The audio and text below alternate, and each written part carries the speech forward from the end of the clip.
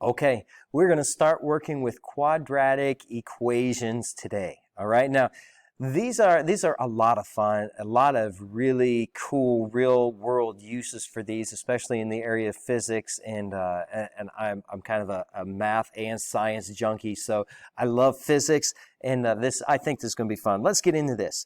First of all, it says identify the values of a, b, and c in each function. Then tell whether the graph opens up or down. So you may be wondering, well, what is a, b, and c? If you look over here, you see that a is the number in front of x squared, b is the number in front of x, and c is the number that's by itself. Okay, so it doesn't matter what order our equation is written in. Most of the time they're going to be written in standard form, kind of like I have written here. But if we get tricky and switch stuff around, don't worry about it, okay? A is the number in front of x squared, b is the number in front of x, and c is the number by itself. So as I look at number 1, I see a is the number in front of x squared, so that's going to be 3. B is the number in front of x, that's going to be -4, and c is the number by itself, that's going to be 8. All right, now let's talk about this graph, whether it opens up or down. What does that even mean? Well, anything that has an x squared is going to look like that basic U shape, okay? That's called a parabola. And there's two ways that these parabolas can look. They can either go up like that, like the one I just drew, or they can go down like that one. And so the question is, how do we know whether they go up or down? Well, this really isn't new. When we were graphing lines, let's just say that we had y equals 2x plus 1. So if I was graphing that line, I'd go up 1, and then up 2 over 1, and then up 2 over 1, and up 2 over 1. And that would be my line, right? Or if I did this one, y equals -x plus 3. If I graph that, I'd go to 3 on my y-intercept, and then down 1 over 1, since it was negative, right? Down 1 over 1, down 1 over 1, and that would be our line. So what we knew from these was if our slope was positive, like the blue one, a +2, then it was going to go up. And in the red one, if the slope was negative, -1, then the slope is going to go down. Okay, so the first number out in front of our x, if it was positive, it went up. If it was negative, it went down. No different with these, okay? You just have to figure out which one you're looking at. Well, we're going to look at the first one, the number in front of the x squared, the a. If the a is positive, it's going to go up. If the a is negative, it's going to go down. So in this case, for number 1, it is going to go up because the a is positive. Let's do number 2. Number 2, find a. A is the number in front of x squared, that's -5. B is the number in front of x, that's -2. C is the number by itself, that's 16. And is this going to go up or down? Again, look at the a. If the a value is positive, it's up. It's negative here, so this is going to go down. All right, let's look at the next one. Remember, a is the number in front of x squared, so that in number 3, that's just going to be a 1. B is the number in front of x, so that's going to be -4, and c is the number by itself. Well, there's no number out here by itself, and if there's no number there, that's just going to be a 0. So a is 1, b is -4, and c is 0. And is this going to open up or down? A is positive, so it's going to open up. How about the next one? A is the number in front of x squared, so that's going to be a -4. B is the number in front of x, so that's an 8. C is the number by itself, so that's going to be a 0. And are you yelling at me yet? I hope you're yelling at me. I just made a classic mistake. A classic mistake. Did you catch it? Did you catch it? I hope you did. Remember, A is the number in front of x squared. Definitely a 4. B is the number in front of x. There's no x in there. 8 is definitely not in front of an x. 8 is not our b value. If there's no x there, our b value is 0. C is the number by itself, and that's just going to be 8. Okay, so that's the way it should look. Don't make that mistake. A is the number in front of x squared, b is the number in front of x, c is the number by itself. And looking at this, the a is negative, so this is going to go down. All right, that's what we've got. let's look at this. Now, actually, you know what? I forgot to change the instructions on this one. I'm sorry about that. We're going to find the vertex on this. Well, what is the vertex? So let me draw this parabola again. I'm going to shift the parabola just a little bit to make it a little bit easier to see. But over here we have a parabola, and once again, it's in that U shape. This one's going up, and this point right here, right in the middle, I'm going to draw a line down, just kind of a dotted line right down through the middle of this. Can you see how I just split that graph in half? That point right there at the bottom of that graph, right in the middle, that's called the vertex. Okay, the vertex. The line that I drew through there, that's called the axis of symmetry. You remember that word symmetry, right?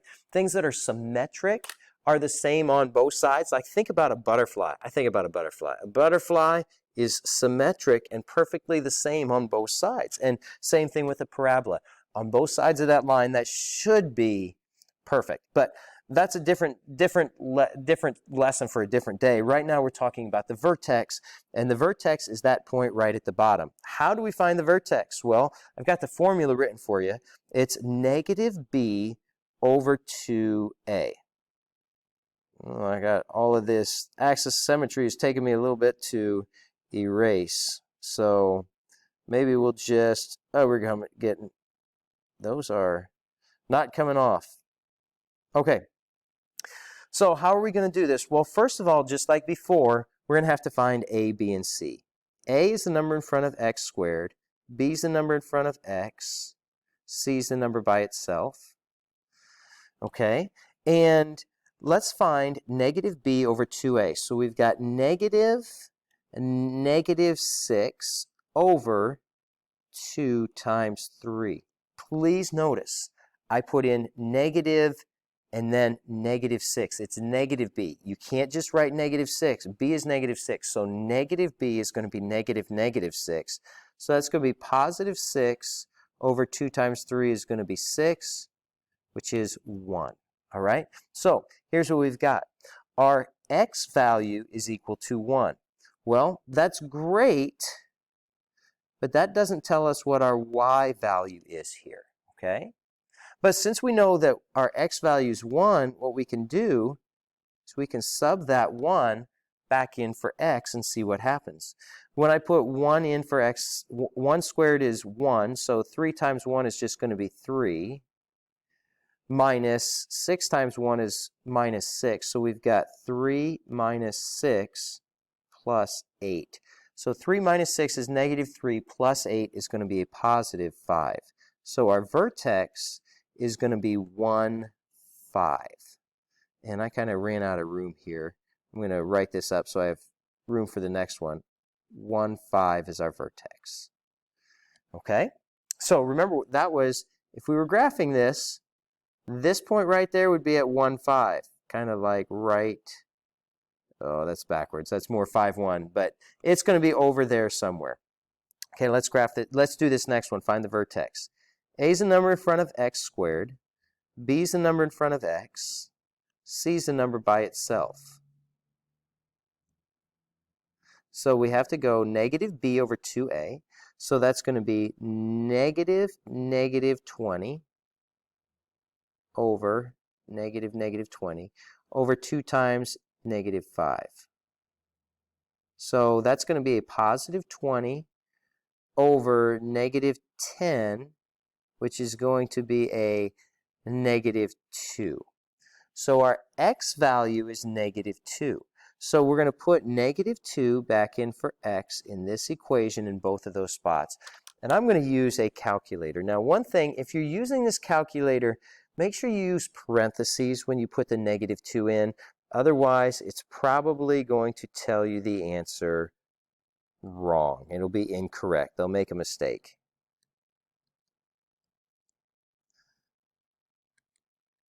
And let's see, this is just going to be 36. When I put the negative 2 in for x, I get 36. So the vertex here is going to be, I'll erase this over here. Our vertex is going to be negative 2, 36. So the middle of that graph is going to be at negative 2, 36. All right, let's do the next one. A is the number in front of x squared. B is the number in front of x. C is the number by itself. And we need to go negative b over 2a. So we've got negative negative 4 over 2 times 1. That's going to be a positive 4 divided by 2, which is just 2. So if I put that back in, putting this 2 back in for x over here, 2 squared is 4, minus 4 times 2. 4 times 2 is 8. So I've got 4 minus 8. So that's going to be negative 4. So our x value was 2. Our y value was negative 4. Okay? Let's do this last one. A equals the number in front of x squared. That's negative 4. B is the number in front of x. That's 0. C is the number by itself, which is 8. Then we're going negative b, negative 0 over 2 times negative 4. Well, 0 divided by anything is just 0. So that's our x value. So this one's going to be pretty easy. If our x value is 0, sub that in for x. Negative 4 times 0, 0, plus 8 is just 8. So our y value is 8. Our x value, the negative b over 2a, was 0. So our vertex is just 0, 8. All right, now we're going to use that a lot for the next part where we're actually going to graph these. So make sure you've got this. If you didn't understand how to find the vertex, go back and watch this again. All right, but I know you got it. I know you will get it. Good luck.